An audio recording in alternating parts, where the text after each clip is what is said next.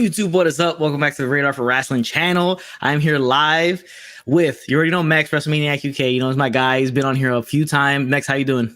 I'm good, bro. Happy to be here. Looking forward to this two-night takeover and looking forward to hear what you guys got to say about the matches and the predictions. Yeah, it's always great, Max, to have you on the channel. You've been here a lot for a lot of these predictions and stuff like that, so it's always great to have you. I got a newcomer on here, Juggernaut097 on YouTube. How you doing, Justin? What's going on? I'm doing pretty good, man. How you doing? Not bad, not bad. It's good to have you on here. Both these guys' links are in the description section below, so make sure you subscribe to both guys. Most likely you're already subscribed to Max, but if you're not subscribed to Juggernaut, subscribe to him as well on there. Really good guy, and I appreciate him coming on and joining us here. So NXT Takeover, you know, it's a two-night event, stand and deliver WrestleMania weekend. NXT Takeover is always a good stuff. Like we were talking about it off air. When's the last time there was a bad NXT Takeover? It never happened. I don't think it ever will, unless it goes up to WWE standards and eventual, like booking wise. I don't think it'd ever have a bad takeover. So we have 2 nights, stacked card. And let me start first. Max, what do you think about the card in general? Compare it to WrestleMania. It's just an amazing card where all the stories, you know, more or less make sense. Even, you know, the last one, they've kind of just added in Pete Dunne and Kushida. Pete Dunne told us a number of weeks ago he's the best technical wrestler around, and now Kushida's come to throw his hat in the ring in that respect. So everything makes sense. Nothing feels slapdash, and they're just putting it together just for the sake of. And you know, on the night, these guys are gonna deliver. What about you, Justin? Like compare like the two cards together, WrestleMania and NXT Takeover Stand and Deliver both nights. How do you see them stack up? Yeah, just like you said, man, like the show seems more developed. Like there's not things like slapped together on this show. And like, I don't know, NXT is more like, it's better than the main roster. Like, I don't know. It's like, it's crazy. Like you look at the main roster and you look at NXT, you look two completely different companies, it feels like, which is crazy. Like, I just don't. It's this. I don't understand how WWE, the main roster, can't get it right up there. Yeah, the booking, like the creative teams, are just so vastly different between the two, NXT and WWE main roster. And you're right, like you guys are both correct. Like the card itself feels so much more fleshed out and so much more built behind each match. Even one like Walter and Tomasso Ciampa, which was kind of just like quick put together, it still feels more well-rounded of a feud compared to a Shane and Braun Strowman, which is the worst thing I've ever seen on TV. I mean, you know, Nickelodeon Slime Awards, you have Stupid as Stupid Does, and now it's in a cage match for some reason. Like the cage match to me, it makes no sense. It should have been, I think, Apollo and Big E for a cage, but that's like a whole different story because they have like a weird gimmick for their match as well. You know that Braun Strowman and Shane McMahon should have been in like a slide match on Nickelodeon. Exactly, yeah. Like instead of, you know, that thing where you run, that slip and slide, when you run and you slide down the thing like with the water, should have been sliding, doing that. Whoever wins that race and that's the end of it. Like just have it that way. But it's ridiculous stuff. But the overall NXT's card, both night 1, night 2. All right, so I'm looking at night 1 and night 2 right now. Night 2 has the big 2 matches. Kyle O'Reilly, Adam Cole, an unsanctioned match, and the NXT Championship match, Finn Balor and Karrion Kross. So those are the 2 biggest heavyweight bouts right there. And obviously night 1 is highlighted by the Women's Championship, Io Shirai and Raquel Gonzalez. So it's going on Wednesday. April 7th is night 1. Thursday, April 8th is night 2, both on USA and Peacock and WWE Network, all that good stuff. So it's going to be a really, really interesting night and how everything turns out. We could have some surprises. We're kind of mixed on what could steal the show because I think anything could steal the show. There's like 3 to 4 matches that could obviously just take the whole thing and be the top thing on the show. So you know, let me get your opinion, Justin, on NXT just as a product in general, like in the build up going to this takeover, compared to AEW. Like let's go back to the whole so-called Wednesday Night Wars, which is about to end. Obviously, with them announcing that April 13th at the WrestleMania, they're going to Tuesday nights NXT. How do you feel of the build, or just in general how NXT's performed in the past few months up against AEW and leading into this takeover? You know, I felt like NXT has performed pretty well, even against AEW. Yeah. Like, and people go like, oh, you know, AEW is the better show and stuff. Like, but I mean, AEW is the hot new thing, you know, it's like a hot new thing going around. And don't get me wrong, I love AEW, but I feel like they put on too many tag team matches. Like a lot of their matches, like too spot heavy matches and stuff. And some of the stuff doesn't make sense over there. And they have way too many factions over there in AEW. And you remember in WCW, well, I'm kind of too young to remember WCW, but with WCW, like when they had the NWO, they had all these different factions. That kind of was a downfall for WCW. And AEW, they have way too many tag teams over here, way too many factions. So I feel like that can hinder AEW a little bit. But going back to NXT, they've been pretty solid. They stick to what they know, and it's been solid here. It's been pretty good these last few months.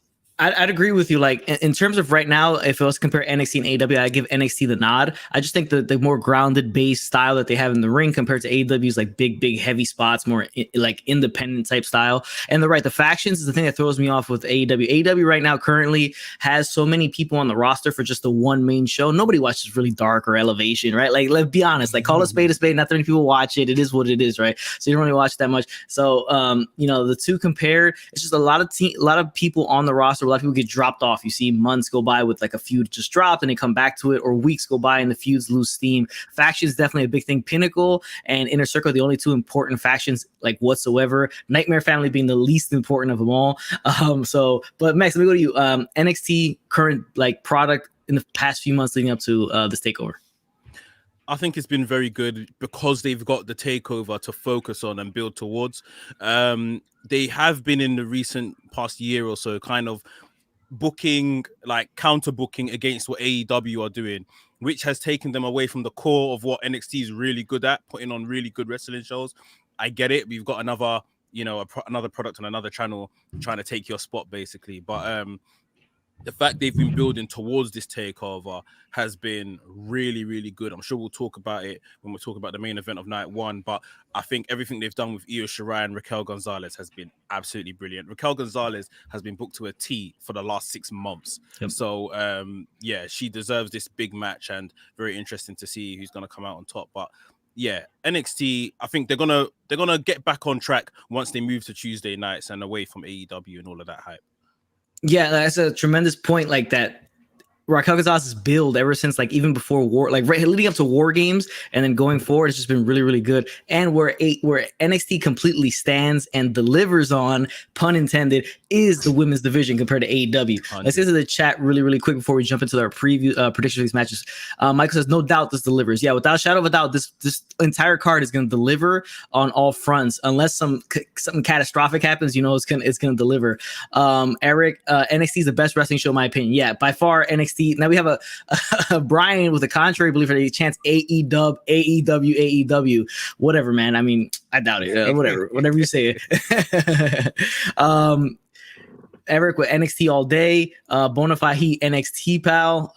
Brian says NXT is whack. Guy's a hater. WWE is whack. I mean, I guess you're right on that. Brian Roman is whack. All right, whatever. John Cena is whack. Brian. All right, whatever. That's my buddy. That's my buddy's definitely trolling right now. Kobe talks. Hey Kobe, what's up? Welcome to the stream. Appreciate you for tuning in. Ryan, awesome. Cruiserweight ladder match will steal the show. That's definitely like one of the top picks to steal the show. Brian Michael Fuentes, he's talking to my brother. Yeah, he is whack. You're right about that. You've got Wednesday night wars going on in your comments. Yeah, big time. Yeah, it's like they all know each other. So Brian's like one of my best friends. Michael's my brother. Eric's my cousin. So they're all going back at each other. Cool. Mox is whack. All right, let's jump into the first match. All right, so night one stands as the way it is right now. I believe that the first match of night one may be this NXT triple threat tag team match. This is the match right here. You have MSK, Grizzled Young Vets, and Legado del Fantasma going against each other in the triple threat match for that vacant NXT tag team championships after you had Lorcan and Burch. Well, Burch get injured, so they vacated the titles. Sucks for Lorcan, obviously. We were talking about that before. Sucks for Lorcan. He's going to get into kind of a spot where you don't see him until he's he's kind of in a waiting pattern, waiting for Burch to come back. So it should be pretty interesting how they book Lorcan, if they even do. I don't think they will. But this match is it's going to be a really, really good match because you have 3 really talented tag teams here. But my problem is that Breezango's not in this match. I think it's wrong. I'm a huge Breezango mark. I love those guys. They're champions before Burch and Lorcan were, so it doesn't really make much sense as to why they're not in here. But it's gonna be a solid match. MSK, obviously the Dusty Cup winners. Juggernaut, I'll start with you. Who do you think is taking this match, and why do you think that person's gonna win? That team's gonna win. I mean, so I don't really think Legado del Fantasma is going to win this. I think they're the team to take the pinfall. It's either between the Grizzled Young Veterans or MSK. Yeah. Which, MSK, they just won the Dusty Cup, so they got some, advantage here. Also, the Grizzled Young Veterans, they've been winning quite a bit of matches. They've been looking really strong as of late. So I think this is a hard prediction here. You know what? I'm going to say MSK wins here. They're the hot new team in NXT. I think they're going to win here. It's going to be a fun match. It's going to be really good. Yeah, I definitely think it is. MSK is a good pick because they are the Dusty Cup winners. Grizzly Young Vets, I thought were going to win the Dusty Cup. They're just like bridesmaids again to the Dusty Cup. So yeah, I'd probably go with MSK as well. Max, what about you? Who do you think is going to win this tag team title match? So, a quick question. We saw Raquel Gonzalez and Dakota Kai be given the women's tag championships. So when these were vacated, why weren't the Dusty Cup winners in MSK just awarded these tag team championships as well? That's a good point. Yeah, that's a really, really good point as to why that wasn't the case. Yeah. I mean, I guess my guess is MSK, or just on that basis that they were more or less the number one contenders anyway.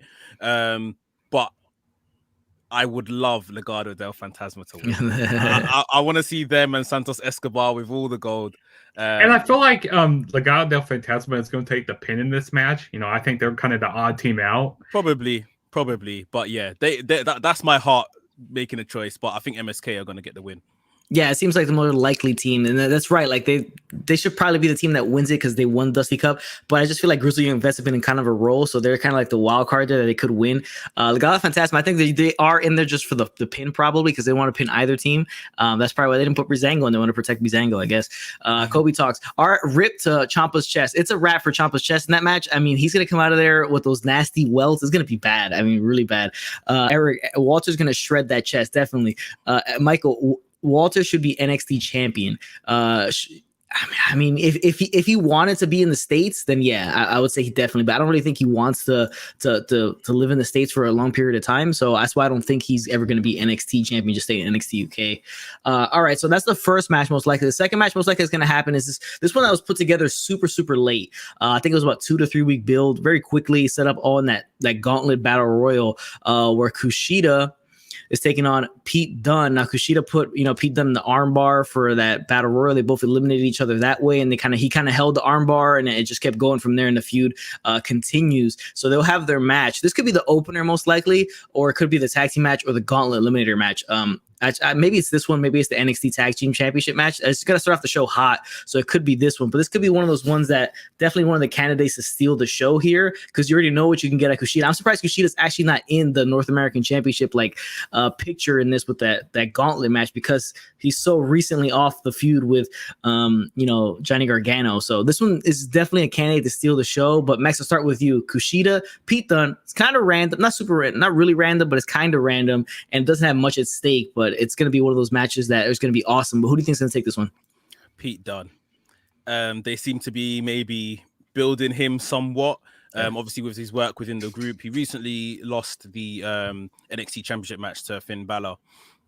I thought that, this whole thing of him wanting to take on the best may have led to him having a really big takeover match against maybe a Daniel Bryan when he said, I'm the best technical wrestler in the world. I thought someone like that might come to challenge him. Kushida's obviously got a very good shout to that claim as well. But I would have wanted to see Pete Dunne actually win the North American Championship from Johnny Gargano. The fact that's not happening, I would rather him do this than just kind of fight in a pointless gauntlet match and lose somewhere along the line. So I'd rather him just get a win in a singles match, and I think he's going to beat Kushida on the night. What about you, Juggernaut? What do you think about Kushida versus Pete Dunne? This match, with as little build as it's had, this is better than what stuff is going on the main roster. For real. This is going to be a really good match, a really technical match.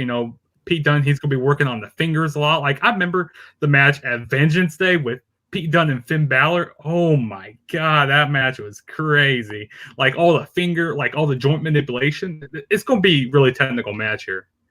But as regards to who wins this match, I think Finn Balor. I think Pete Dunne is going to win this match. Yeah, Finn Balor is going to be in 2 matches here. No. Yeah. Pete Dunne is going to win this match here. It's going to be a really good match, and it's going to be exciting to see.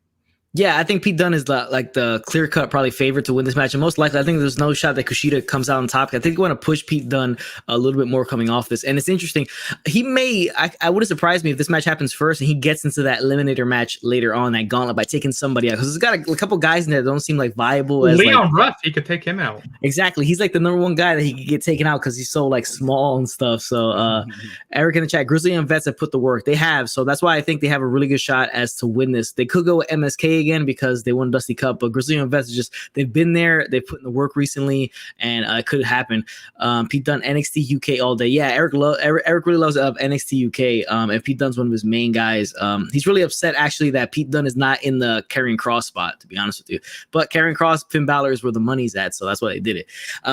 But yeah, so okay, Pete Dunne I think is like everybody's clear cut favorite to come out on top in this matchup.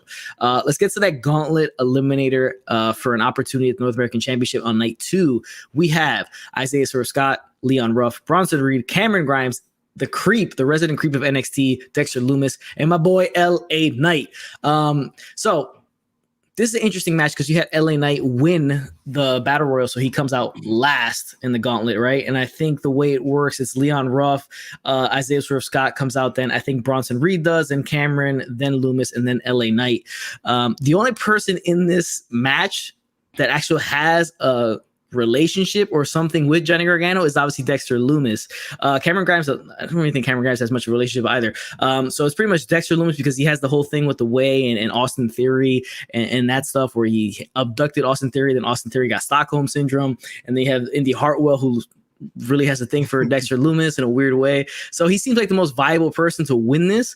But we're going to do 2 predictions. We're going to predict who's going to win this gauntlet and who's going to what's going to happen with the Johnny Gargano match, because that Gargano match happens on night 2. So I'm going to pick, because he's my boy, LA Knight. Max, let's go to you. Who do you think is winning this gauntlet eliminator match? Dexter Lumis, for everything you just said. It makes sense though, because he's like the only guy that actually has a story with him. Other than that, nobody else really has anything with him other than LA Knight's little confrontation with Johnny Gargano at the end of the Battle Royal. Juggernaut, what about you? Who do you think is winning this gauntlet eliminator match? So there's only 2 guys who I can see winning. It's either Dexter Lumis, like you guys said, or LA Knight. Yeah. So who I think is going to win this? I think it's going to be LA Knight, because I feel like going with Dexter Lumis, that's kind of like too predictable, because they kind of have history with each other, with Gargano. So I think that's too predictable. I want to see something fresh here. LA Knight, he's something fresh right here. So I'm going to go with LA Knight. Yeah, dummy. Definitely, like, that's the thing, right? So the whole point behind that is that Dexter Lumis is the most obvious pick. So do they go with the obvious, or do they go with the guy who lost in his first match, strangely enough, in LA Knight, right, against Bronson Reed? His first match, he loses it. Do you have him? I mean, you have him win the Battle Royal. Do you have him go up top and just kind of just go straight into that spot, NXT North American Championship? I mean, I can see it happening. They could go with something weird and have Isaiah Swerve Scott or Bronson Reed. I think Leon Ruff is obviously the guy who's just not going to win it. They can go with Cameron Grimes, the whole Ted DiBiase gimmick he's got going on. It's interesting. Let's see. Eric in the chat, what the hell is Isaiah Scott doing there? Isaiah Scott's super random, right? It's just because he has the feud with Leon Ruff as to why he's in the spot, because he was like, he's 205 live, right? So that's where he was going for the cruiserweight. All of a sudden, he's in this match. Just feels random. Felt like a spot you could have put Kushida, or you could have put Pete Dunne in. Leon Ruff as well. Again, somebody could take out Leon Ruff going in like Pete Dunne and make his way into this tournament. So it could change things up a little bit. Michael with the Loomis. Yeah, we're big Loomis guys. I really enjoy it. Me and Michael, he does the reviews with me. We really enjoy Loomis and his character and how dedicated he is to the character. You can just tell, like, you saw that in the Battle Royal, he stood in the corner the entire time, did not move a muscle. I mean, that was amazing. Yes, I love that. That was so good. Ryan Awesome, what's up, Ryan? He says, what about Reed? I mean, I could see Bronson Reed honestly doing something in here and maybe pulling off the upset, just because a little bit of a push he's gotten. But it's just like kind of interesting. What are you gonna say, Juggernaut?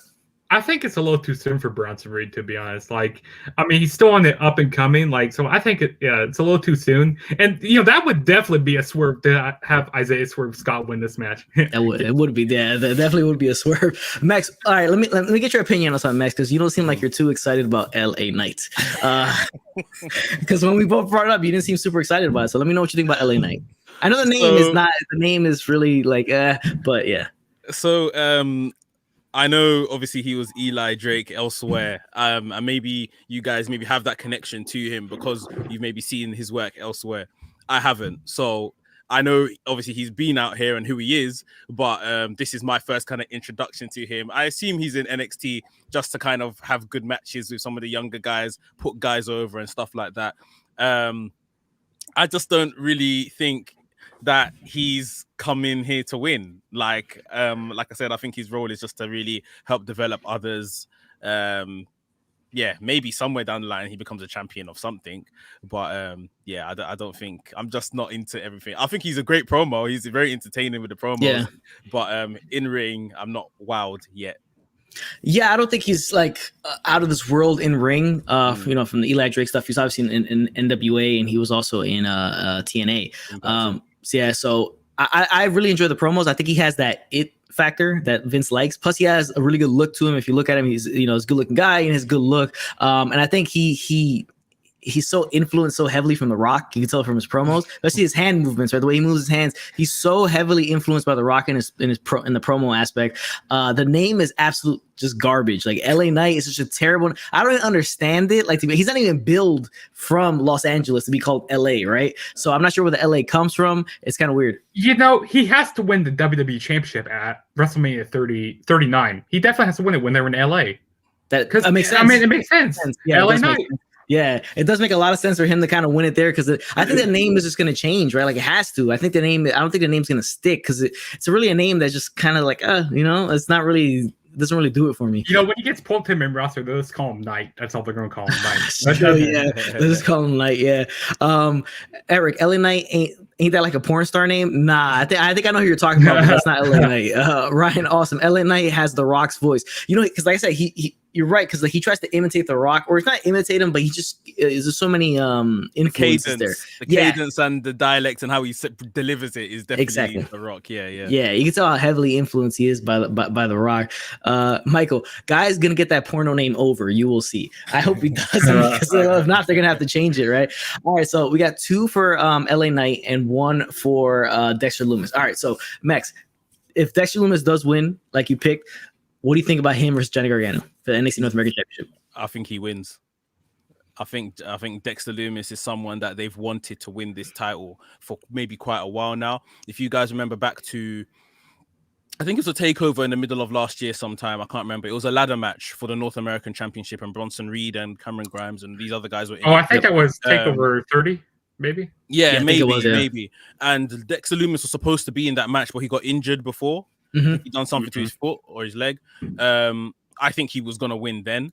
So yeah, I'm pretty sure this is them circling round to get in that title back on Lumis. Like Anthony said earlier, they've got the story ready there with between him and Gargano, him and The Way. So not a choice that I particularly like. I love his dedication to the character, but I do think the character has a ceiling, and this is probably the ceiling. So, let's give him the title and maybe see, if he's more than just this kind of silent assassin kind of guy. But yeah, I think Lumis is going to go all the way.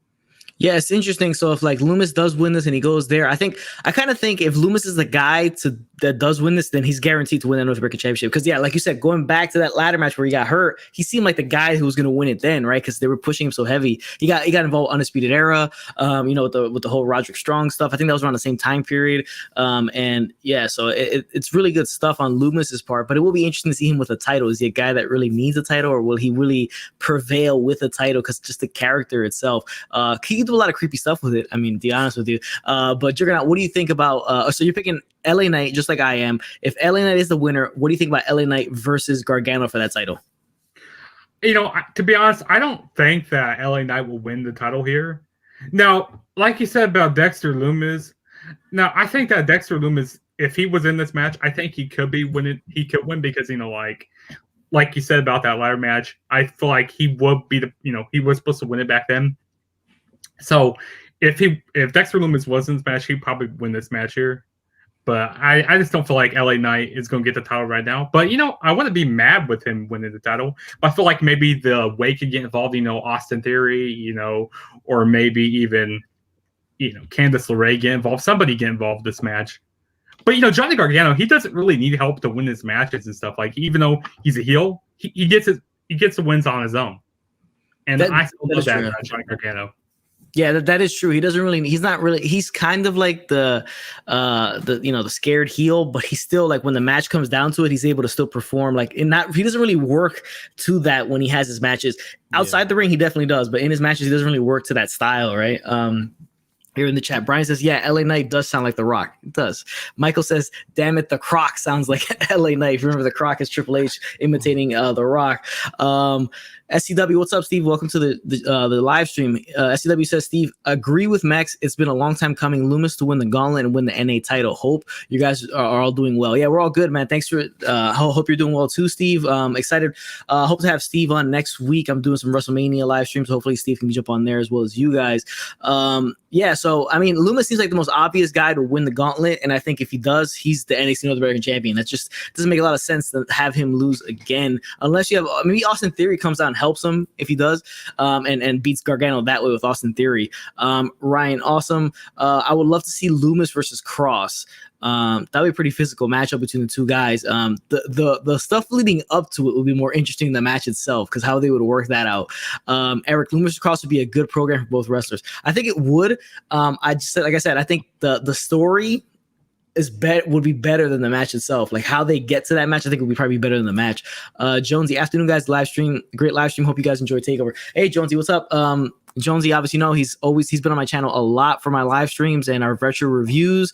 Really good guy. Make sure you subscribe to him. Make sure you subscribe to Ryan Awesome and SCW as well.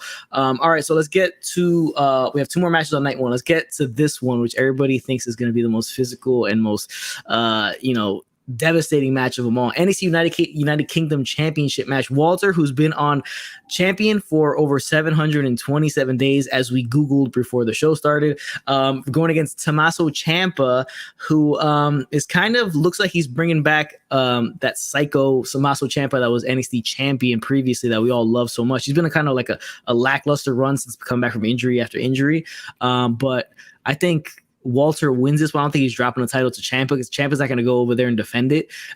So I just think it's just a match for Ciampa to get like completely obliterated by Walter and back and forth. And I think there's going to be a little bit of hoopla. Maybe Timothy Thatcher comes back, and I think Timothy Thatcher's been abducted. God knows what happened to him. Also, Killian Dane has been abducted too, I think, right? So by Imperium. So we'll see what happens. But I think Walter's the easy pick for this. But Juggernaut, what do you think, Walter versus Ciampa? This is probably going to be like possibly be match of the night here. I think that, to be honest, I think that Tomasso Ciampa is going to take the title off of Walter here, because I feel like he can go over, because Tomasso Ciampa said, he does not want to go to the main roster at all, because if he goes to the main roster, he'll retire. And he's getting up there in age also. Tomasso Ciampa is, like with the whole, old look he's doing, with the whole beard, looking gray and stuff. He's getting up there in age. And I feel like if he goes over to NXT UK, he can have more of a lighter schedule over there. He can go there for tape a few episodes, 3 to 4, episodes, and then go back over to the States. Take a plane back out to UK. And, I feel like that would put more eyes on NXT UK also, having Tomasso Ciampa as a champion. Like, hey, I want to watch Tomasso Ciampa. I need to turn on NXT UK each week. So I feel like that can, like I said, put more eyes on NXT UK. It does make sense. Like, if the travel works out all right, then I can see it happening, right? Like, if there's no issues with him traveling back and forth because of obviously COVID, it'll be interesting if they would go with it. But if it does work, it'll be a big time shocker for Walter to take the L here. But Max, I saw your reaction when Juggernaut brought Tomasso Ciampa up. You were kind of surprised by him saying that. Let me know what you think about Walter Ciampa. Yeah, I mean, you raised some good points there, bro, but this is the ring general. He's not losing to Ciampa. No way. He's going to annihilate Ciampa. He's been having a brilliant string of matches, especially those on NXT UK. There is just no chance, especially like I think Anthony mentioned before, with the possible inclusion of the Imperium guys causing trouble ringside. I've also been telling myself that Timothy Thatcher, Killian Dane have been abducted by Alexander Wolf, but I think these are the guys that maybe went down with COVID a couple of weeks ago. So that's why they've been off TV. But yeah, they could return. It's been 2 weeks already, so they could return and get involved. But yeah, man, Walter all the way. Yeah, I think Walter's definitely the favorite here. That would be a shocker, though. I mean, you're gonna, I'd probably put money on it if you think Ciampa's gonna win, because you'll probably win something out of that one. That'd be a shocker if Ciampa wins that title, because it's just like I think we were talking about it off air, but Mex, you said that Dragunov seems like the only guy who's probably gonna beat Walter for that title, right? Yeah, that's my prediction. I think if once he does lose it, it's gonna be to Dragunov. Yeah. And in these last 2 NXT takeovers, I went like 100% with both of these predictions. Like, I think it was for Vengeance Day, and then the one before that, which was, I think it was War Games. I think. Yeah. So before that was, I think, 31, right? Takeover 31. They done like a New Day. What was it? A New Year Evil? Was that pay per view? No, that was a regular episode of NXT. Yeah. Okay. Yeah, but I went 100% on these last couple takeovers, so keep that going. Ride the momentum into this one. I mean, that would be a shocker, dude. Like, I immediately DM me, but like, you were right. That was so crazy. Ryan Awesome, Ciampa looks weird with hair. Yeah, right. So like, he has that like kind of older guy hair behind, because he's like bald up top. It's an odd look that he's choosing. I don't know if he should kind of stay with it. Eric says Ciampa looks like a hobo with a ripped body. I mean, yeah, pretty much. I mean, he looks like somebody you see like living down the street, but just in really good shape, right? Michael says this match is going to cause a lot of pain. Yeah, Michael really likes this match. He really likes the matchup, and he's really excited. This is the matchup he's most excited for on the show. And he thinks it's going to be the best match in the show because it fits his style, that real physical wrestling. Walter looks huge next to Ciampa. Doubt he's going to lose. Yeah, the size difference is ridiculous. I wonder how they're going to work this match in terms of Ciampa's offense. I think Ciampa's offense is going to be super, probably lower body base, try to bring him down, and maybe I don't really know what else he can do. He's not gonna use weapons, so it'd be interesting how they're gonna work this match. Zach, what's up, man? Zach is from West Coast Pop Podcast. Make sure you follow him on YouTube and those guys out there. Ciampa in NXT UK equals Finn in NXT. Would love to see it. Yeah, I mean, remember the whole Finn versus Walter was like something we were super excited for before COVID went down. For I think it was last WrestleMania, right? It was for last WrestleMania weekend for that NXT Takeover then, and it was supposed to be something that we were super excited about, and then like a matchup that we couldn't wait to see. Then obviously COVID hit. He comes back, Finn, and wins the NXT Championship. So that's something they could always go back to eventually. If maybe I do think, I'm not spoiler, but I think Kross is going to win the title on night 2. But it's just, I think they could go back to Finn Walter after that. But it'd be pretty interesting. Also, I would love to see Walter stay over here in the United States. That's why I think, he could also lose a championship and maybe go for the NXT championship, maybe. I do one thing to that, because, I mean, yes, there's Takeover, and that's probably why he's come. But don't you think, for me, I think it's kind of weird the way he just appeared. Like, has he decided that, he does want to, pursue a career in the States? I mean, I doubt it, because like I remember he was on Steve Austin's podcast one time, and he said that he just does not want to live in the States. He loves living in Europe. So I don't know. Maybe he can get like a short-term stay here, like maybe like a 3-4 month run. But I just can't see anything more than that. He just seems like a guy who just he's. I mean, bred European. He just wants to stay over there. I don't know. It could happen though, because but I think if he does, he has to immediately be put in the title picture. He can't just meander around for something else, right? Like has to, yeah. Glenn Jacobs or Kane in the chat. Glenn, what's up, man? How's it going? He says hi. Karrion gonna be Finn Balor. Yeah, I think so as well. We'll get to that match in a little bit, but I do think Karrion is the guy who's gonna take that title back because of the injury he had previously. All right, so let's get to the final match of night 1. Advertised as the main event. It is Io Shirai, the champion, against the tremendously booked, as Mex said, Raquel Gonzalez. In the past few months, she's been so well booked from Takeover War Games till now. She's been so well booked. Even before that, she's been well booked. And her rise has been so well put together. Even with Dakota Kai being there as like her sidekick, it's still been so well built together. And I kind of felt like they were kind of, I know they were in a holding pattern from War Games till now to get Raquel to this spot. So they put her in a couple other feuds, and she put Dakota Kai obviously in the tag team, got the tag team titles, and then awarded them, lost them the same night. She had the feud against Rhea Ripley, got the win there at New Year's Evil in the last woman standing match. So it's been a really, really well booked run for her, and I think she wins here, and Io Shirai goes to SmackDown or Raw after this. I think SmackDown probably needs her a little bit more than Raw does, because Raw got Rhea Ripley. They still have Charlotte Flair. So I do think Raquel goes on top here. I think it's just her time. Io Shirai's been a tremendous fighting champion. Like, just like I wasn't familiar with her before she got to NXT, and even then I just didn't follow her as much at NXT. But when she won that title at I think it was the In Your House takeover, right, and that triple threat, or she defended it or won it, as she won it there. I saw how it was just tremendous performer she actually is, and I was able to like see it firsthand, like then really pay attention to how good she is in the ring. But in the end, she's been champion for a while. I think Raquel takes it and Io goes to the main roster. Max, what about you? Yeah, I mean, this might come across as a bit of a hot take. I was saying to some friends during the week that the NXT women's title is the most valuable title in the entire WWE. It is booked to perfection no matter who has it, year after year since its inception. And yeah, it hasn't got the legacy of the WWE Championship, but this title is like the only title they seem to really care about. The NXT men's title gets messed up a lot because of injuries and stuff like that, which is unfortunate. That's part of the game, but this woman's title is absolutely formidable.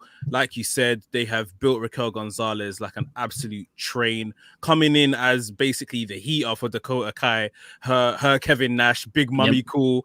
She's now in the forefront of things, you know. Dakota Kai was, you know, I don't even think she was on. Was she on TV last week? Like when Raquel Gonzalez had that match? I can't really remember. Yeah, I think she came out with her. Yeah, I think so. Okay. Yeah. So, but yeah, Raquel Gonzalez has just literally stepped into the spotlight. I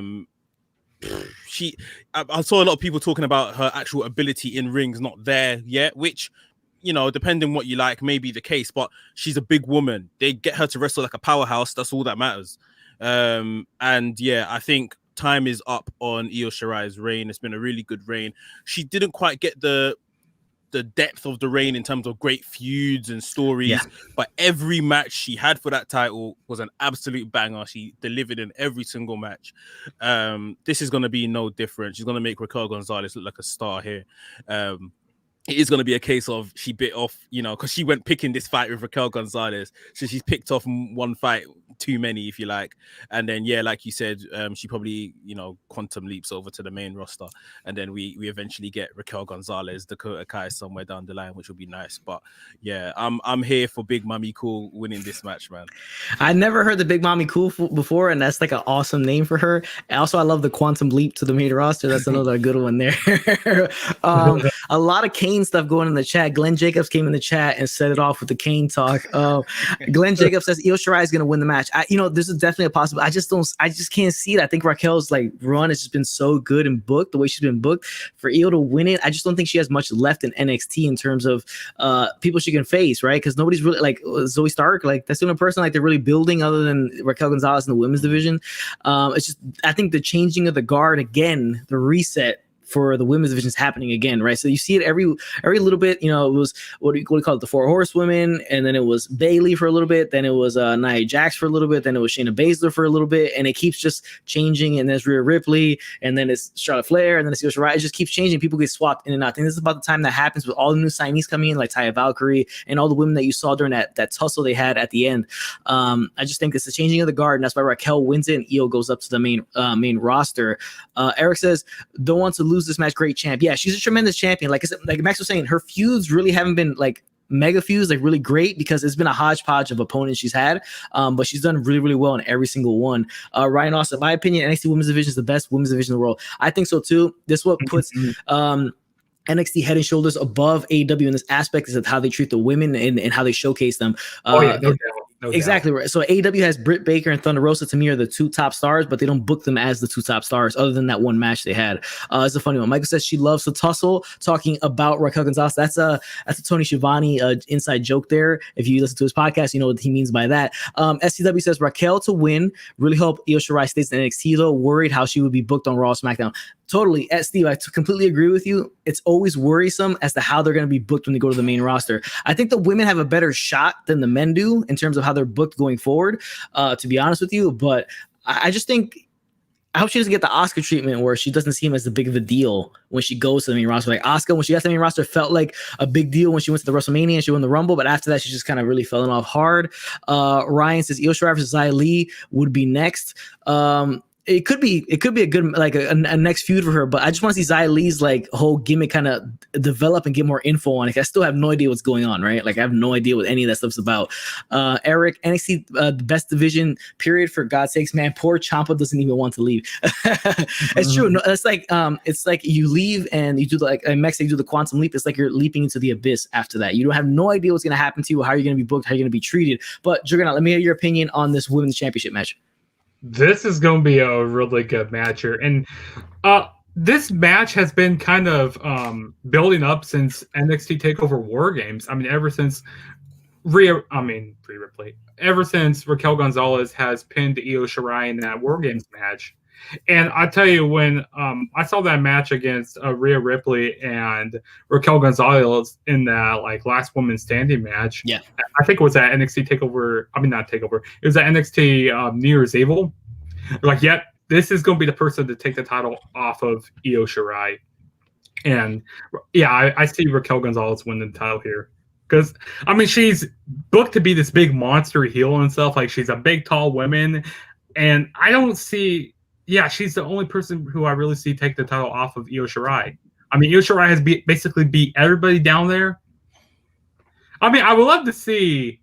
Oh, what's her name? Tegan Nox come back. I want to see her. I think she's still injured.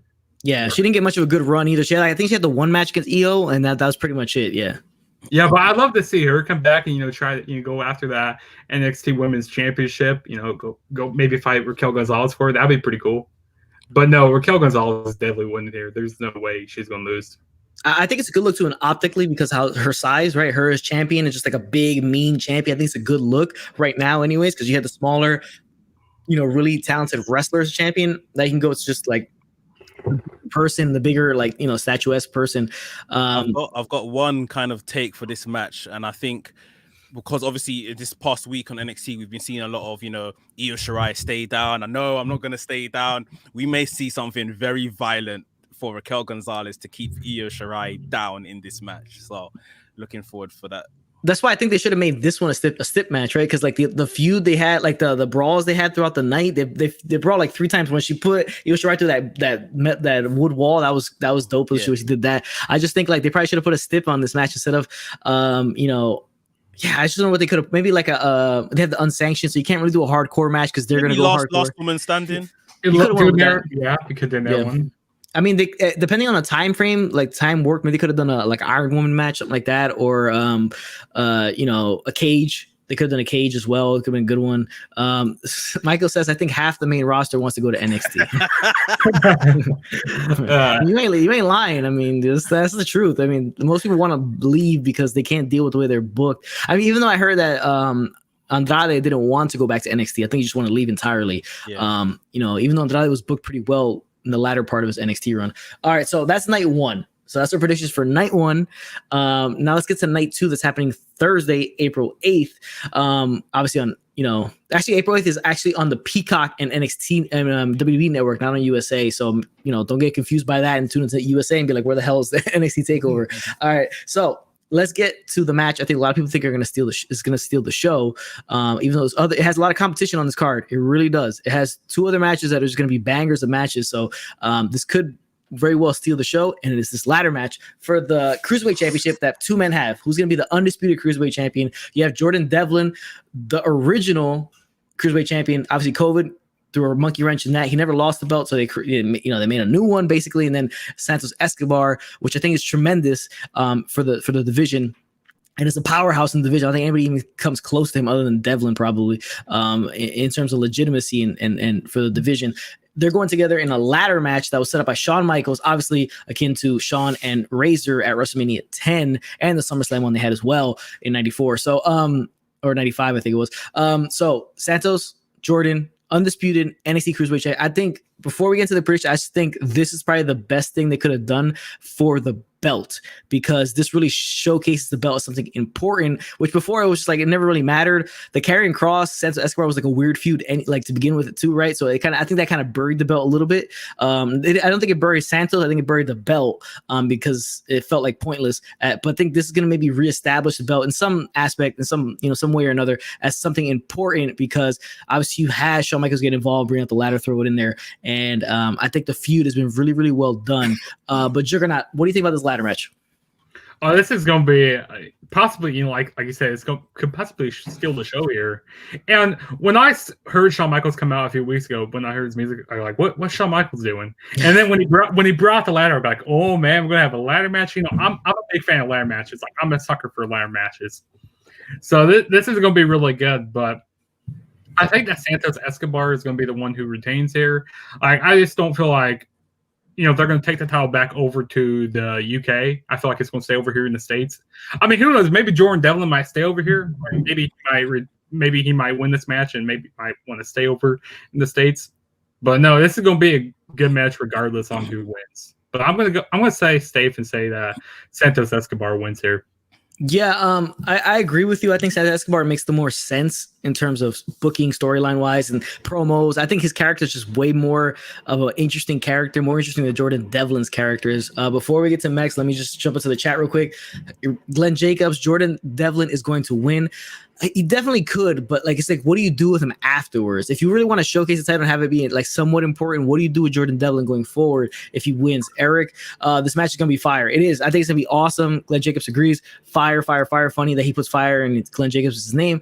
SCW. If Devlin stays in the States, then I can see him winning. But that's a big factor for me. If he stays in NXT UK, I see Escobar winning. That's the biggest thing. It's like the travel and the location, right? So like logistically, how does it work out?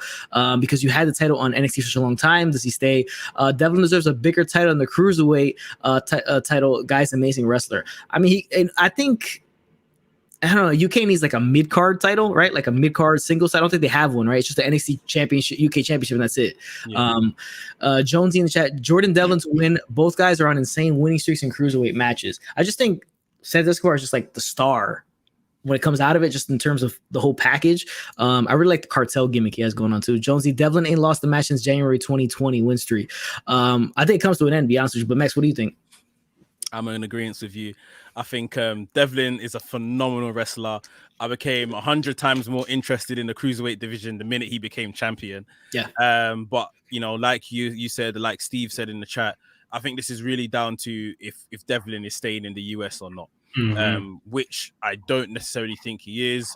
And I think Santos Escobar should win. I think they've got big plans for Santos Escobar. I think the whole thing with him and Karrion Kross was him like testing if he can kind of mix it up with the bigger guys in like the main men's division away from the kind of cruiserweight guys. And I really enjoyed that what was it, a street fight match they put on.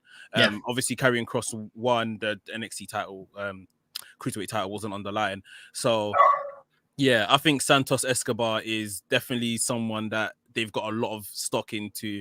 They want to see how well and how far they can push him, maybe take him out of the cruiserweight division eventually one day and put him just in as a main roster guy altogether.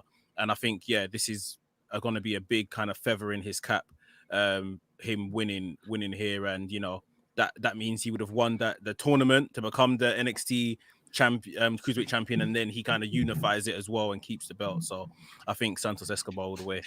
Yeah, I think it makes the most sense because he's had so much time to build the character up and all that, and he has the two guys with him in Wild and Raul, right? I think Raul. Yeah. So Mendoza. So he has him there. I think the whole package is better than Devlin's package, just in terms of how you push it forward. It all depends on what you want to do with the title going forward, and if Devlin's going to stick around. Devlin, he just looks. I know he's cousins with Finn. He just looks so much like him that I think that hurts him. I don't think that's a good thing for him to look so much like the other guy on the roster. I don't know. I mean, unless they're a tag team, I don't really think it works out too well for him. All right. So Zach in the chat. There's actually one more thing I want to say. So I want them to start putting more respect on this cruiserweight championship also, because I want them to put it like on more takeovers. Because how many takeovers has this title been defended on? Not very much, to be honest. You know, it hasn't. Yeah. There hasn't been It like has with Santos Escobar as True. champion, though. Yeah, you're And right about this that. is what I mean. I think they've got a lot, kind of, the chips are all in his corner, sort of thing. Mhm. So yeah, you're right. Before that wasn't really the case. But Mhm. since Santos Escobar has been champion, he's more or less elevated that championship. I agree. Yeah. And I think this match itself elevates it like in turn. Like I think the match itself, the way it's been set up and the feeling around it makes it feel like an important. It's like you usually normally just see the cruiserweight title. You're like, it's cruiserweight championship, whatever. Let's match, But this one's one you're like waiting for. I want to see this match, and I think it'll help. But in the end, what matters most is what they do afterwards. You can set it up like this, but it's how you book it afterwards is what really makes it special. Zach in the chat, the cruiserweight title match being a must-see shows how much Triple H cares about booking a card as a whole and having faith in his talent. Unlike Vince, who sees half his roster as stepchildren. He sees you're right. He sees half the roster as like redheaded stepchildren, which is like, whatever. But yeah, it's true. He cares about what the product in that he puts out there on NXT, and he takes a lot of pride in it. It's not so corporate as the rest of WWE and Raw and SmackDown. So he gives guys shots that he believes in and all that. It's not as political as it once was, but it's not. I don't think there's any backstage politics back there as the main roster. Elliot, hey Elliot, how's it going? Welcome to the stream. If Devlin wins this match, this is the match because the stip protects Escobar, which is true. It does. Now, does Legado Fantasma get involved in this? Which should be interesting because that could stack the deck and it could maybe lead to a breakup of Legado Fantasma or something like that. That could happen as well. Eric. They got that Heritage Cup trophy that AK be putting on the line sometimes when he wrestles. When he wrestles, those match got different rules though. So that's kind of like the mid card thing in NXT UK. Okay. So the Heritage Cup, gotcha. So what are the rules different? Are they that round system that they have, like that old school British style? Six rounds, 3 minutes each. You got to get like pinfalls. It's basically like over the 6 rounds, it's 2 out of 3 falls wins. Gotcha. Glenn Jacobs, Karrion might lose the NXT title match, go to SmackDown, get a massive push, and then he gets drafted to Raw and becomes a jobber. Oh, Lord. I mean, dude, that's one hell of a scenario that it's crazy. That scenario you just brought up seems completely possible. Like it could happen. Like that's the scariest part about what he just said right there. It seems like it's possible it could happen. Yeah, definitely. Brian says HBK is the greatest thing on NXT. I guess Brian's a massive HBK fan. Like HBK is like the greatest thing he's ever seen, which I mean he pretty much closely is to a lot of people, but Brian he's my favorite wrestler of all time. Yeah, but Brian takes like a whole nother level where it's just like ridiculous. Jones Chad, right? Santos has to win to recover after his pointless defeat against Kross. It wasn't pointless. Guys, I'm telling you, this was a test to make sure Santos Escobar could hang with the big guys, and he had a good match. He did. He did. Pointless. It wasn't pointless. This is a test. Remember, I told you. Well, seeing that Jonesy had a problem with that match, so did my cousin Eric as well. He didn't like the fact that it was a 3-on-1, so it kind of buries Legado Fantasma. But what I told him was that Legado Fantasma is like the heels, right? So those are the guys supposed to take the beating, so that it makes Escobar look a little bit better. That's what they're there for, right? Like that's their role, is just to be there, so it makes Kross look like a monster, and then you still have Escobar's offense seems realistic at that point against the bigger Kross, the megastar Kross, because his teammates are weakening him up, helping him out. So whatever moves he does after that helps Escobar out in terms of psychologically his offense, because he's a 3-on-1. But it makes Kross. I think it benefits both guys, because it benefits him, Escobar, in the heel side, and then it benefits Kross in the terms of him looking like an absolute monster. They had to build Kross.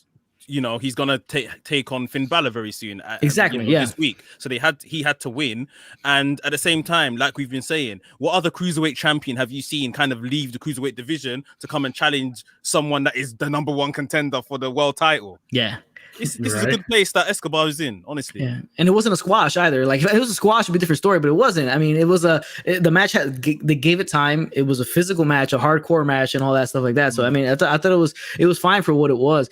Elliot, my prediction is that Karrion Kross is going to shock everybody. He's a really good mat wrestler, and Finn, and it's a great opponent for him to do that with. People sleep on that Karrion Kross, right? Like his background, right? Like people sleep on it. He's legit. He's not flying around the ring, but he's legit. Like his mat wrestling background is really, really good. Oddly enough, he's a Disco Inferno guy. I mean, Who would have thought, right? Jonesy, why should Karrion Kross fall from world champion to beating cruiserweight champion? Makes no sense. I think it's more to elevate Santos, right? I think it's more to put a spotlight on Santos Escobar, and also I think to make Kross look like an absolute monster taking on 3 guys. Yeah, Eric saying LOL Kross, a future Raw jobber. Oh, Ryback. I guess. I mean, I wouldn't compare the two, Eric, but whatever you say. Jonesy, the feud was a silly feud for Kross. It was filler fact. Max, you're gonna Anthony, I'm gonna ask you in a second to book me and Jonesy in a street fight, because I'm not having this, Jonesy. No chance. It's gonna have to happen WrestleMania weekend. Jonesy versus Max in a street fight, because they're not having it. Glenn Jacobs, maybe. I mean, like, you know, I just think, I think that's what it was. It was a way to showcase Escobar, put him in a big ass spot against somebody like Karrion Kross, and then obviously build Kross even more towards Finn Balor, because you build him as a monster. I mean, that's all there is to it. Let's get to the next match. NXT Women's Tag Team Championship match: Shotzi and Ember. My girl Shotzi, I'm a big Shotzi guy, and Ember Moon taking on the Way, Candice LeRae, and Indy Hartwell. This match is just put together like recently, but like it's amazing how this title is brand new and already feels more important than the women's championship, tag team championships on the main roster. Yep. It's amazing, absolutely amazing. They won it the same night it was debuted and gifted to Gonzalez and Kai. So I mean that wasn't that great the way they gave it to them and lost in the same night. But I think these guys are gonna go. These girls are gonna go on a massive run together. And I think they're gonna have to benefit from not swapping the titles too quickly here. And I think Shotzi and Ember win and hold on to. But I think it's gonna be a solid match, and I think it's a good way to continuously build. They have a lot of women on the roster, and I think they have a lot of depth to take from for the tag team division for the women. But Juggernaut, what do you think about this match? This is gonna be a pretty good match. I don't really see that the titles really changing hands. In the span of like 3 weeks here. Flopping the titles back and forth.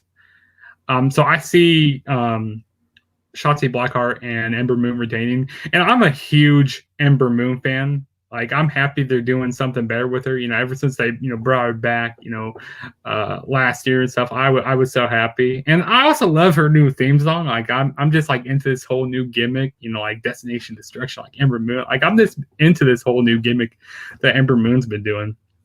But it's gonna be a pretty good match, and I'm gonna be interested to see what Indy Hartwell does in this match, because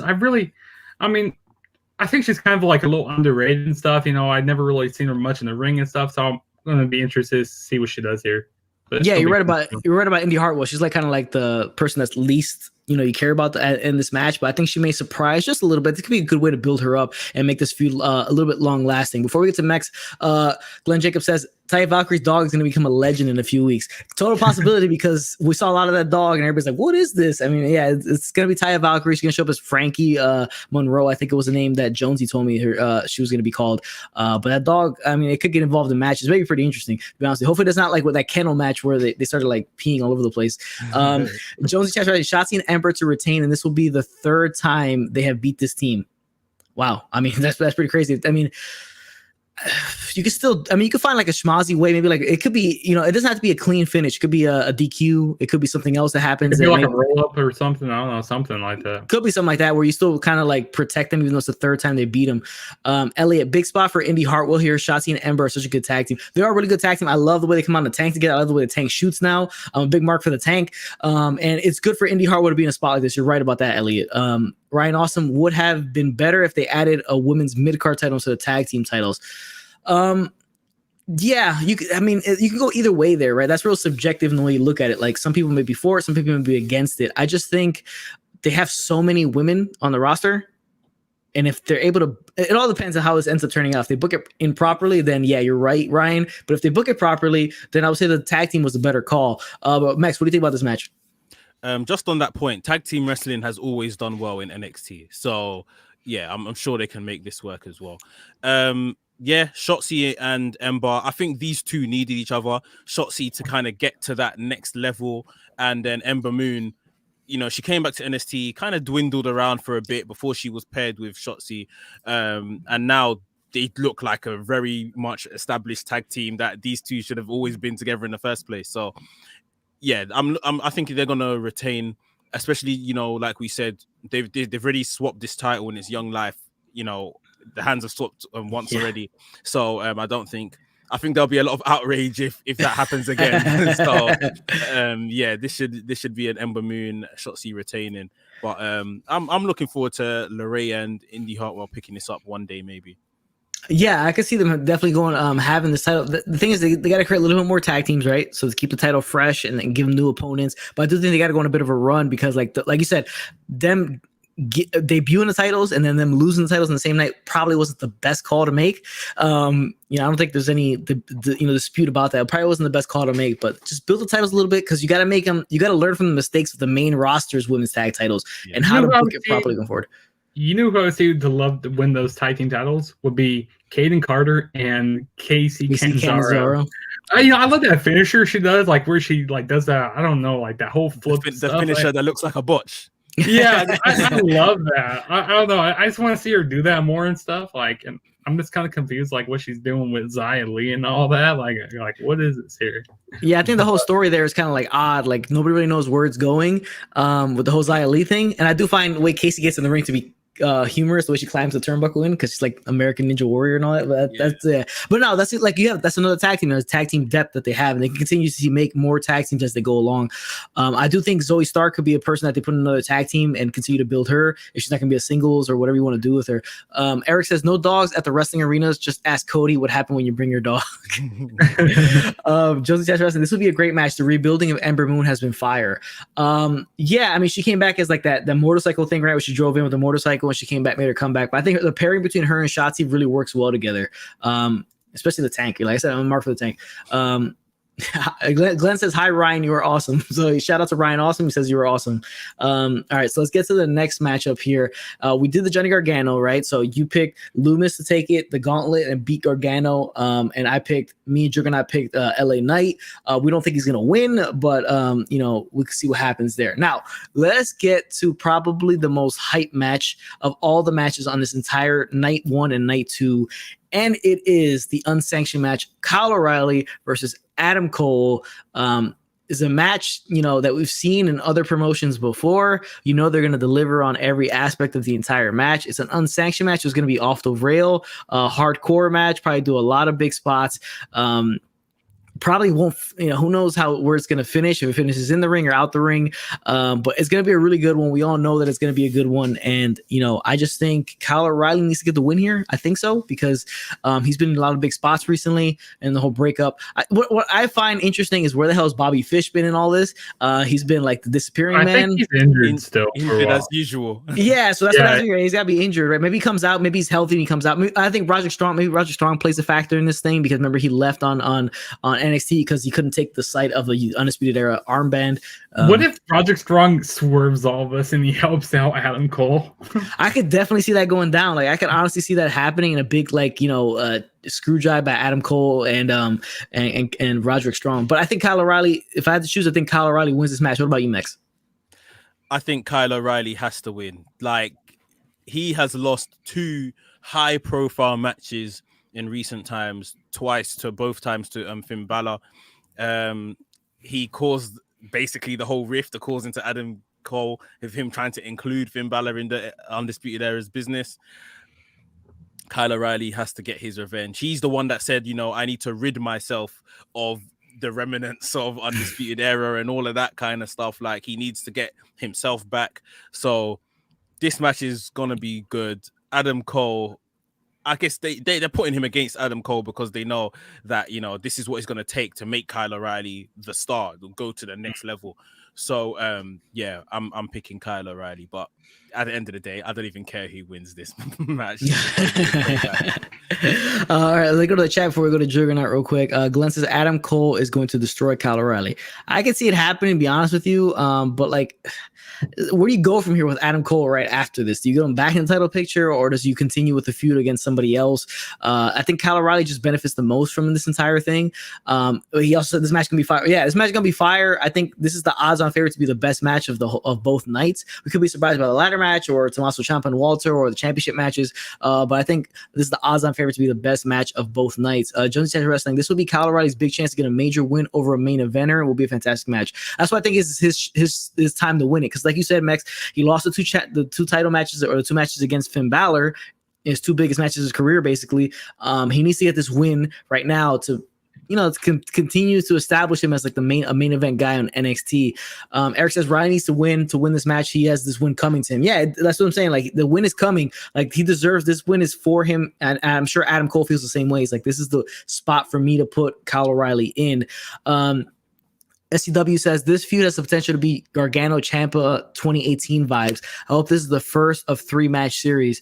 Yeah, I definitely feel the same. I just hope it doesn't end the same way that Gargano and Ciampa did with that empty arena match where it was like, oh, yeah. This is the last match we'll ever have against each other. You put yourself into a box at that point. But I just thought that match wasn't all that. It was the worst match of the feud, but it does have the same vibe to it. But Juggernaut, what do you think about O'Reilly versus Cole? Oh man, this is gonna be, like you guys said, could possibly be the match here of the weekend, of even for WrestleMania too. Yeah, this is gonna be awesome here. But I definitely think Kyle O'Reilly needs to win because he lost these couple big last takeover matches and stuff, and he needs something to cement his legacy here. Beat Adam Cole.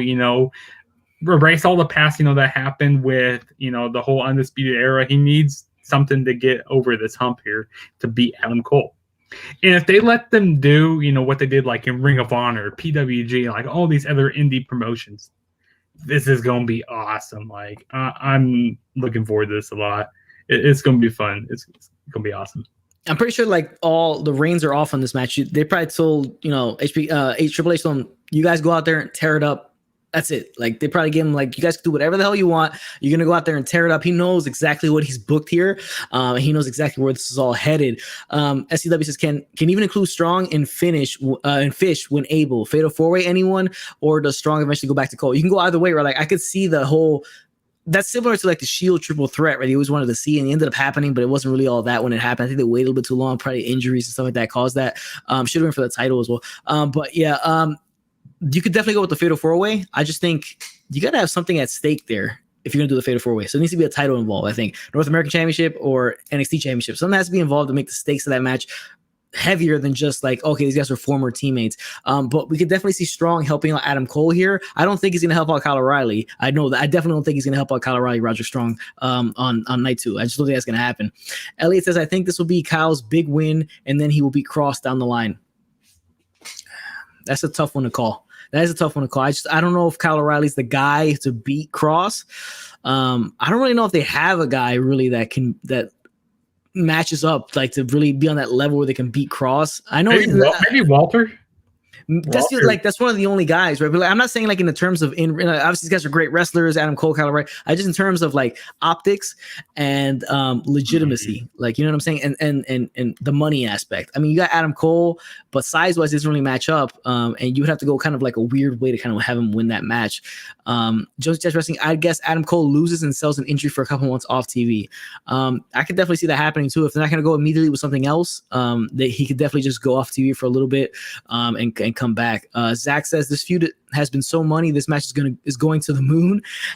# Grimes the system. Zach's always got funny little stuff like that.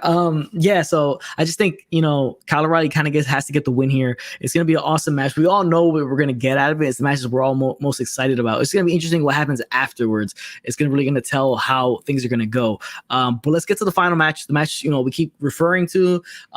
It's obviously the biggest money match on the card. It's this match right here for the NXT Championship. Finn Balor versus the former champion Karrion Kross, the man who never lost the title, beat Keith Lee only a couple months into the company, won the NXT Championship, got injured in that match, relinquished the title. He's come back. He had the feud against Damian Priest, and then he had the feud against Santos Escobar, and now he's in the big money feud against Finn Balor for the NXT Championship. I just don't see a way Finn Balor comes out as champion here. I think Karrion Kross has come back to get his title back. I just think this the guy they want as champion, just in terms of looks, in terms of optics. He's obviously the more, for lack of a better term, champion looking guy. It all depends. If this was main roster, that'll be more of probably an impact how the guy looks. But I just think Kross is that guy because he has Scarlett with him, because he has that crazy ass look that he has. I just think he's probably the better guy suited to be champion currently and have people chase him for it. But I think Karrion Kross holds on. Max, what do you think about this match? it's crazy that I think that you both probably think that Karrion Kross is gonna win, isn't it? I mean, I know WWE in general have a thing about putting the title back onto someone Who that, never lost it? Yeah. that had to drop it through injury or whatever the case is. I see Balor winning though. I see Balor winning and Kross going straight to the main roster. I see him debuting on Monday Night Raw. Like, I think it's going to be that impactful. I think whatever they're trying to do with him, he is a main roster guy. You know, like you said, the size, the look, everything. Because Vince likes his big guys. Yeah, he does. So, I think Finn Balor's kind of had his dialogue with him. I think a week or so ago about letting the emotion get the best of him. That might be his downfall. Ciampa. Kross being pinned by Finn Balor. I don't see it. I can't lie. I don't see that happening. But at the same time, I think Finn Balor's going to retain. I mean, all right. So you're saying Finn Balor's going to retain, but you can't see Finn Balor pinning Kross. I don't know how he's going to beat him. No contest. No contest. Yeah, they're not going to do that in the main event. No, they're not. They're not going to do that. Yeah, that would piss a whole bunch of people off. Yeah, I don't know how they're going to do this, but I honestly see Finn Balor winning. And that seems like some main roster stuff that they would do. You know what I mean? Yeah. Like they would not do that. It's interesting though, because all right, so if the plan is for Kross to go to the main roster, obviously he loses this match. He does seem more like a main roster guy, right? He just does. He has, and most of it is like, okay, so because the look, the gimmick, Scarlet as well, those are all main roster things you want to have on your biggest flagship shows, and on like you can have it on Fox. Like maybe that's something you want to have on Fox for national television like that. It makes sense. Kross versus the Fiend. Ooh, I mean, yeah, that'd be cool stuff. Like he has so many opportunities. I think he does fit more there. I put it akin to like a Brian Cage. For me, Brian Cage is a guy who's not really AEW. He's more of a WWE guy. Like that. Brian Cage is a WWE guy. If I look at him, he's a WWE guy. Just look and everything like that. So I put it akin to that. He doesn't really fit in NXT. Really, he's more of like he is more of a main roster. Bigger than everybody. He is bigger than everybody. So it's tough. Like, how do you book him, right? NXT is the land of the smaller guys. And, you kind of go up and then you have bigger guys to face for him. So, I mean, that's a really good point. I still think Karrion Kross will win if they're not going to bring him to the main roster. Because if he loses, he's debuting the Monday after WrestleMania, right? If he's going to go to Raw, I think that's what it is. But Juggernaut, what do you think about this match? Oh, this is going to be another great match here. I kind of wish they still did the like whole demon like face paint, with Finn Balor. I don't know why he doesn't do that, because he, always used to do it on the takeovers. If they would bring him out as demon, Finn Balor, he would definitely win here. He did refer to demons or something. Yeah, he did. That's why I was thinking maybe he brings out the demon again. To like the beat. He has to pull down inside himself to beat Karrion Kross. But if he comes out as regular himself, I see Karrion Kross getting that title back, because I mean there's no way that Finn Balor is going to pin Karrion Kross. I just don't see it. I mean, I just don't see that happening. I see Karrion Kross winning here. Yeah, I mean, I agree with you. Like, we're all kind of in agreement that we can't see Finn actually pinning him, right? Like, it's a weird look. Like, how do you go about it? Because he is so much larger. Him versus Keith Lee makes sense. There's two large guys, but everybody else is so much smaller. Like, imagine Kross versus Gargano. How do you book that match to be competitive? In terms of like, unless Finn Balor puts Kross in some type of submission and Kross passes out. Yeah, you could go with that. Yeah. But it all depends. It could be a lot of hoopla behind this match, a lot of maybe interference, maybe somebody else shows up or something. There's a lot of stuff that can happen here. But Kross is kind of like in a weird spot, right? So he won the title. He was supposed to be the monster champion. Like at that point, who would you take it off of him? If he never got hurt, would he still be champion now? Who would have took it off of him? How do you even take it off of him with the guys that are in NXT currently? It's really that's the question. If Kross now wins, who's he losing to? Like everyone, like Kyle O'Reilly. Absolutely nobody. Nobody's ready for Karrion Kross. Nobody. Like you said, Walter, from NXT UK might be a credible person one day. There's no one there that's believable for me. Maybe they bring those guys back down from that were in Retribution, bring them back down to NXT. Like Dijakovic. Yeah, bring him back down. He's the only legitimate guy I can see. Yeah, probably. That's true. Yeah. In terms of size, yeah. But let's get to the chat. Some interesting stuff here. Jonesy says Karrion Kross wins all day unless he's going to the main roster. WWE seems reluctant to move people from NXT since COVID, as per lack of NXT talent at Royal Rumble and Survivor Series. It makes a lot of sense. It really does with terms of COVID and how they're going to bring guys up. They could go with Karrion Kross winning and then go a little bit longer with it, and eventually Finn has to bring out the Fiend, the Demon, to kind of defeat and vanquish Kross. Because in terms of that, you're suspending disbelief at that point and thinking like, oh, it's the supernatural part of the demon or whatever that's helping him win that match. But like in the end, it's all about believability, and you can only suspend your disbelief so much if you have a smaller guy just straight up pin a much bigger, meaner guy. Eric, I'm not a big Kross fan. I want Balor to stay as champ, but Kross is one of those guys that Vince loves. I don't understand why Eric is not a Kross fan, to be honest with you. He says it all the time to me that he doesn't like Karrion Kross. He wished Pete Dunne would have been in this spot instead. But I don't know. Karrion Kross, to me, he's just, he looks like like Woody Harrelson from Natural Born Killers. He looks like he has that crazy ass look to him. He's got the size. He's got the girl next to him. He's got the whole gimmick. I just think he got the mic skills. Like he got everything, and he got the cool entrance also. I like the entrance. Like when when we actually have fans back and stuff, getting to see his entrance live. It's kind of like an Undertaker entrance, kind of, or like Finn Balor's entrance. Where when Finn Balor came out, and does the whole thing with the lights stuff. If you have a good entrance and you have a good theme song, that really builds to a character. Also, you're halfway there.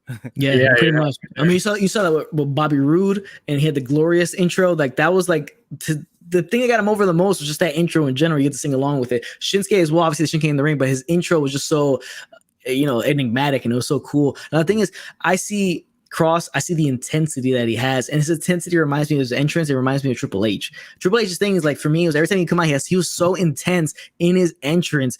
Kross reminds me a lot of that in his intensity when he comes out to the ring. Triple H and Karrion Kross. Yeah, that's probably why Triple H is a fan of him, because he sees those type of similarities. But I see it in his entrance when it comes out. Next thing, Jonesy.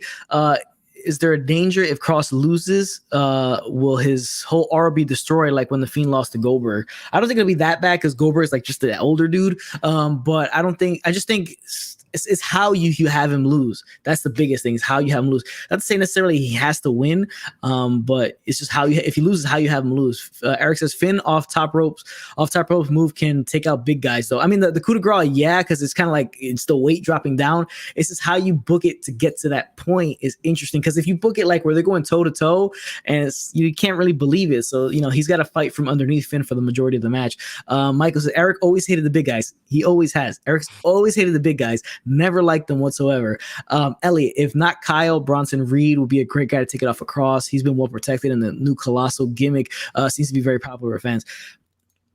We said that Bronson Reed is some time off winning the North American Championship, so it's gonna take him a lot of time before he reaches the NXT title. Mm-hmm. It's gonna be one hell of a push. You're gonna have to give him to get to that spot. Yeah, it's a tough one to choose, but I guess we'll finish with that. I'm going Kross. Juggernaut, you're going Kross as well. Yes. And Max, you're going Finn Balor, but you can't see him pinning Kross. So we'll see. It should be a convoluted finish there as to how this one turns out. But all right, so all the predictions out of the way. Let's get to this part. Max, I'll start with you. What do you think is going to be the best match of the show? Both nights. Yeah. I think it's the story of Kyle O'Reilly and Adam Cole is what has us all like this.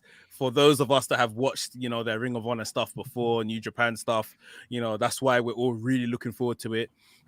So hopefully we get, some kind of remnants of that. In terms of story, I think that's the one that's kind of encapsulating the most.